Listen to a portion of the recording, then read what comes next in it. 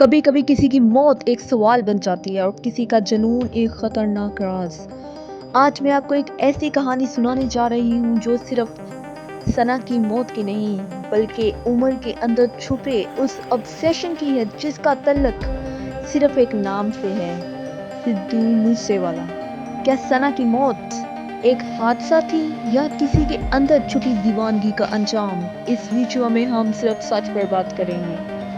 कभी कभी ताकत, हौसला और एटीट्यूड देने वाला म्यूजिक किसी कमजोर दिल में नफरत, इंतकाम और तबाही का बीज भी बो देता है।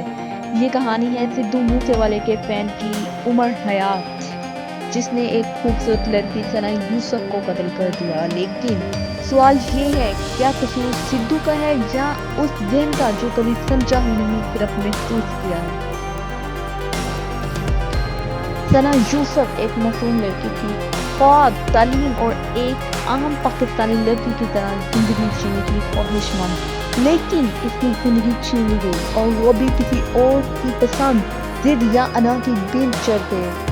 कातिल का नाम था उमर हयात और उमर एक ऐसा नौजवान था जिसके फोन में ज्यादातर सिद्धू मूसेवाले के गाने थे। उमर हयात एक नॉर्मल लड़का नहीं था, वो इंट्रोवर्ट नहीं था, बल्कि इसमें अग्रेशन था। ऐसा एग्रेशन जो चुपचाप अंदर पलता था। इसके दिमाग में रिवेंज, एटीट्यूड, रिस्पेक्ट का मतलब से डोमिनेशन बन चुका था।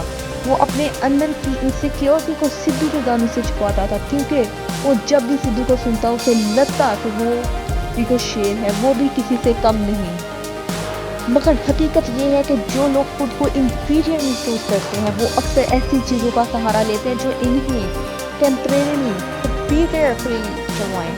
उमर हयात ने सिद्धू के गाने को गाइडलाइन बना लिया, ना कि इंस्पायरेशन, और यही वो लम्हा था जहाँ उसकी साइकोलॉजी डेंजरस बन गई। सिद्धू मूसेवाले के गाने ताकत याद है। सिद्धू मूसेवाले एक आवाज़ था, जुल्म के खिलाफ बगावत की, खुददारी की। उसके गाने नौजवानों को जगाते थे, मगर साथ में इन्हें ईगो और रिएक्शन का रास्ता भी सिखाते थे। ये गाने खुद सिद्धू की जिंदगी के तजुर्बात थे, वो सच था और इसकी आवाज़ में दर्द था, मगर हर सुनने वाले इस दर्द को ना समझ सका। उमर ने सिद्धू की जुबान ली, मगर इसकी अकल नहीं। इसने सिर्फ रिवेंज, शूट, बदमाशी जैसे अल्फाज को लिया और इनको अपनी ज़िंदगी का रोल मॉडल बना लिया। यूँ कहिए कि एक मिसअंडरस्टूड फैन ने एक अजीम आर्टिस्ट की रूह को ही कत्ल कर दिया। मैं भी सिद्धू मूसेवाला को सुनती हूँ, लेकिन मैं उसकी तकलीफ, उसकी स्टोरी, उसके दर्द को सुनती हूँ, ना कि सिर्फ बीट या स्टाइल को। इसके गानों ने मुझे हिम्मत दी, अपनी आवाज़ को सुनने का हौसला दिया। लेकिन मैं जानती हूँ कि खास सुनने वाला नहीं होता। कुछ सिर्फ नकल करते हैं बगैर समझे। अगर आप किसी के फैन हैं तो इसके असर के काम को समझे। सिद्धू मूसेवाला ने कभी किसी को कत्ल करने की तरकीब नहीं दी। इसने जुल्म सहने से इनकार किया, मगर किसी को मारने का तो नहीं। और अगर कोई नौजवान ये समझता है कि म्यूजिक सुनकर वो सब कुछ कर सकता है, तो वो ना खुद को जानता है ना उस आर्टिस्ट को।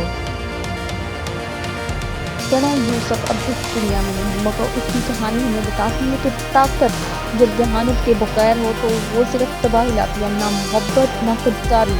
उमर हयात का जुर्म सिर्फ कत्ल करना नहीं था, इसका जुर्म ये था कि इसने अपने अंदर की कमजोरी को एटीट्यूड का नाम दिया और एक अजीम फनकार को बदनाम कर दिया।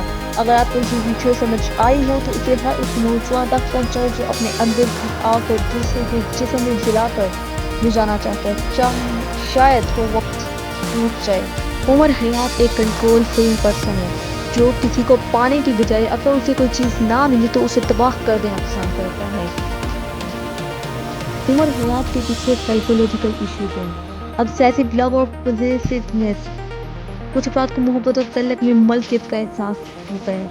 जब इन्हें लगता है कि दूसरा शख्स इन्हें छोड़ देगा या नज़रअंदाज कर रहा है, तो वो इंतहाई कदम उठाते हैं, जैसा कि कत्ल।